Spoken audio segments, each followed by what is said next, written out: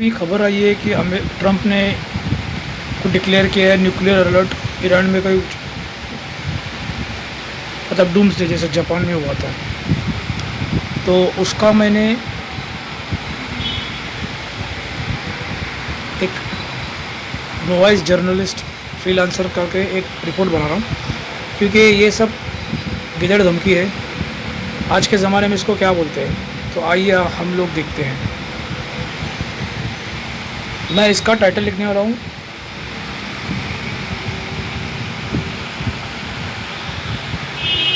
ये is this info war और Iran narrative market, जहाँ पे मार्केट में पैनिक होगा। ऑलरेडी सेंसेक्स आज कुछ 700 अंक नीचे गिर गया, 30 लाख अचानक गायब हुए। 30 लाख या 30,000 लैक्स। तो गोल्ड बढ़ेगा, यानी कि गोल्ड को रिसेट करने के, जो गोल्ड का भाव गिर गया तो वापस बढ़ने वाला है। गोल्ड खरीदने और ख़रीदना या नहीं खरीदना वो आपको सोचो कि गोल्ड नीचे आएगा तो मैं ख़रीद लूँ और वापस बढ़ेगा तो आप रिस्क में, क्योंकि आप उसको प्रेडिक्ट नहीं कर पाओगे।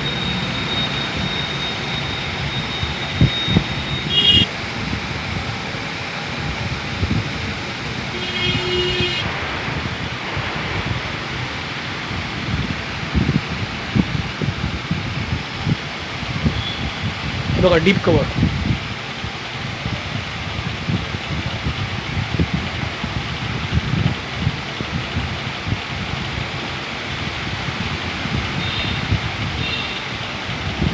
तर याचा मुख्य हेतू तो, एक मिनट 2 मिनट आले। तर याचा मुख्य हेतू जो आहे तो ॲक्च्युली 2026 हा डिफ्लेशनचा आहे। म्हणजे डिफ्लेशन म्हणजे काय, की गरिबी ऑलरेडी सगळीकडे, म्हणजे एक जसा पहिले USA, एवढं बोलू शकतो USA पहिले म्हणजे मोठा होता, दादा होता, आता तो नाही दादा। हे सगळे हायब्रिड झाले, सगळेच व्यापारी लोक कंट्रीज लोकांना कंट्रोल करतात।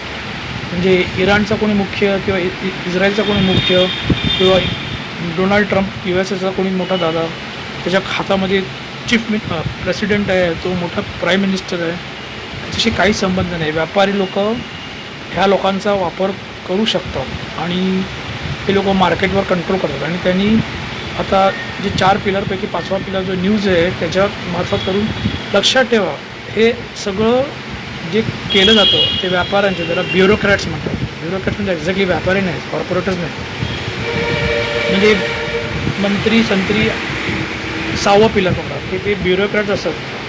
काय म्हणतात ते, IPSC UPSC पास केलेले काय ते असतात ना मोठे मोठे, ते ब्युरोक्रॅट्स मोठ्या पदावरती, ते लोक दलाल बनतात आणि ते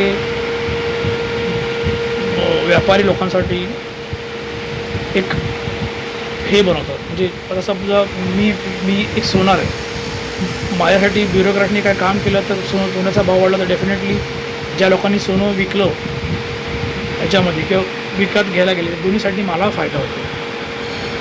तर मोठे मोठे सोन्याचे व्यापारी कोण आहेत ते विचार करा। सामान्य लालबाग परेडला असणारे व्यापारी सोन्याचे, त्यांच्याबद्दल मी अजिबात बोलतो, ते सुद्धा त्यांनासुद्धा माहिती नाही की एक्झॅक्टली काय चाललं आहे। भले मला माहिती नाही, पण मी प्रेडिक्ट करायचा प्रयत्न करतो आहे, हीच ऑनेस्ट सांगा। तर ही आता जी जसं लेझर, न्यूक्लिअर बॉम्ब, तसंच इन्फॉर्मेशनच्या मार्फत इतके भयंकर धक्के पडू शकतात की माणूस न्यूजने धक्कावर मोडू होऊ शकतो किंवा तो क्रॅश होऊ शकतो, फायनान्शियली ऑल्सो। तर याला इन्फोवॉर म्हणतात का? हो, त्या इन्फोवॉरमध्ये काय असतं की भीतीला हे करणे, कुठल्याही अनसर्टिनिटीला ॲम्प्लिफाय करणे आणि मार्केट रिॲक्शन, म्हणजे शेअर मार्केट खाली पडणे आणि गोल्डचा भाव, शेअर मार्केट खाली गेला की गोल्डचा भाव पडला, accelerate flows in the gold, create short term volatility. म्हणजे जे काय म्हणतात ना ते इंट्राडेडिंग असतं ना, त्या जुवारी लोक जे शेअर मार्केटमध्ये, त्या लोकांसाठी हे आहे।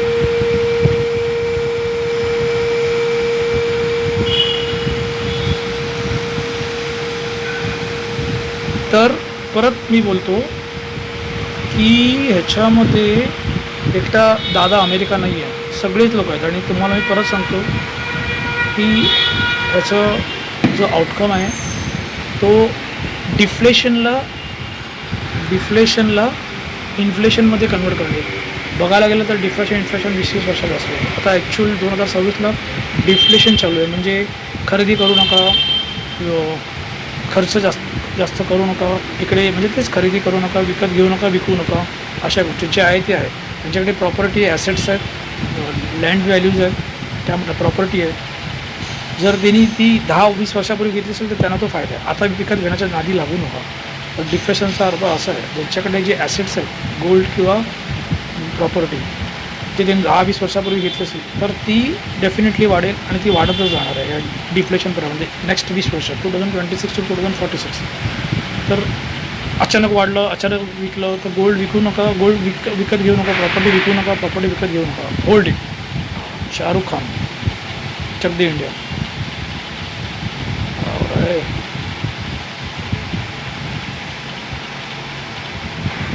तर हे काही हेडलाईन्स नाही आहेत. बॉम्ब फुटणार, ऑइल प्राईस वाढणार, bond, central bank, dollar strength, हे कुठले हेडलाईन्स नाही. हे प्रत्येकजण आपापला कोणाला आपल्या लक्षात ठेवा. पब्लिक, ये पब्लिक है सब जब जानती है, पब्लिक है अजय अंदर क्या है बाहर क्या है तो जानती है, तो जो जानती है मैं अभी आपको बता रहा हूँ. Clean conclusion, fear increase gold demand. तर खरी गोष्ट हेच आहे. मी त्याला आर्टिफिशियल इंटेलिजन्सला बोललो, म्हणजे याचा अर्थ गोल्डला रिसेट करतो. तर हो, इन्फोवरच्या माध्यमाने भीतीला हे इन्क्रीज करणं. तेच gold often rises during asset zero political star. म्हणजे गोल्ड जेव्हा वाढतं आणि शेअर मार्केट डाऊन होतं, याचा अर्थ मिलिटरी स्ट्रेंथ वाढवायचा. पाहिजे तशी माणसं हळूहळू कापायची. त्याला काय म्हणतात, हे डिपॉप्युलेशन, त्याला काहीतरी म्हणतात. पॅरेंटिंग माहिती आहे तुम्हाला? ज्यांनी विंडोज बनवला त्यांनीच पॅरेंटिंग बनवला, आणि तो genocide, the word is genocide. Write it down.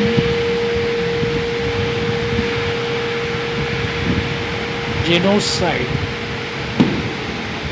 मतलब क्या बोलता है, जंगल कानून. मतलब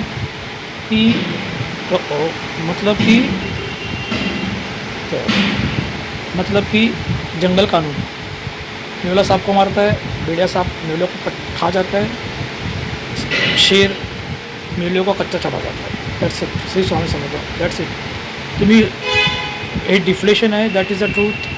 आणि जे तुमच्याकडे आहे, जे काय आहे, बुद्धिमत्ता, ॲसेट्स, गोल्ड, प्रॉपर्टी, ते विकण्याच्या आणि विकत घेण्याच्या मागे लागू नका. इन्फ्लेशन नाही आहे. तर हे जे काय चाललं आहे त्याच्यामध्ये जरी आपण नाही केलं तरी हे लोक गोल्डचा प्राईस वाढवणारच आहेत. आणि गोल्डचं प्राईस वाढलं आणि शेअर मार्केट डिक्रीज झालं म्हणजे याचा अर्थ की आपापसामध्ये कापाकेट होणार. मोठा देश छोटा देशाला हळूहळू ते लोक जेनोसाइड करतात. एकदम न्यूक्लिअर वॉर एका झटक्यात USA जसं जपानमध्ये केलं होतं तसं नाही होणार आहे. कारण ते त्यांच्यासाठी उपयोगी नाही आहे.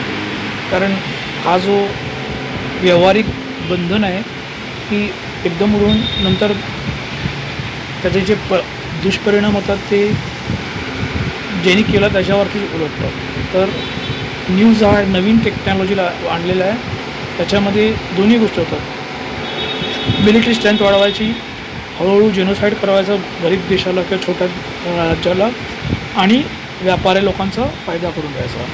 त्याच्यापाठी एक सिंगल प्लेयर नाही आहे. अमेरिका एकटा दादा नाही आहे. आता सगळे दादा म्हणतात. आणि ते दादा state chief minister, prime minister ह्याला लसून LD लसून नाही आहे. हे व्यापारी लोक आहेत. आणि जो 5वा पिलर आहे इन्फॉर्मेशन, आज पहिले कायदा कानूनचा दुरुपयोग करायचे, मिलिटरीचा दुरुपयोग करायचा, न्यूज लोकांचा दुरुपयोग करायचा. तुमचे जे फेमस चर्नब, आस्पोस, ABTV, XYZ TV, हे लोकांचे जे तुमचे खास रिपोर्टर्स आहेत ते देखील एंडमध्ये काय तुम्ही दुसरं काय करणार ते पण लक्षात ठेवा. तुम्ही 2020 बघा, झक मारत गेली तर त्याच्यामध्येही त्यांचाच फायदा आहे. ब्लॅक टू गोल्ड करायचं, आपला ब्लॅक मनीचा व्हाईट करायचा. तुम्ही दोन्ही ठिकाणी फसता. मी अपेक्षा करतो की हा डिफ्लेशन काळ चालू आहे तर क्रिकेट म्हणजे तुम्ही काय म्हणतात ते, अरे तो पिक्चर होता ना जे रोमन्स लोक आहे, रोमन्स टेक्नॉलॉजी आहे. काय म्हणतात ते नाही का सर्कस, हे सर्कस आहे. हे सगळे प्लेयर्स आहेत, व्यापारी, मंत्री बिंत्री, जे काय तुमचे ब्युरोक्रॅट आहे, सगळे प्लेयर्स. या पार्टची खूप मोठा व्यापारी आहे आणि तो भारतातला नाही, चायनामधला नाही, त्यांचं एक असोसिएशन आहे, त्याला म्हणतात Baphomet. Bohemian Rhapsody, that's it. त्यांचा क्लब असतो, तो अमेरिकेतल्या जंगलामध्ये आहे, तो खूप घाणेरडा आहे, त्याच्याबद्दल मी आता बोलत नाही. संपलं जाणतो. That's it. हे डिफ्लेशन आहे जे तुमच्याकडे आहे, बुद्धिमत्ता असो, प्रॉपर्टी असो, जे काय असो,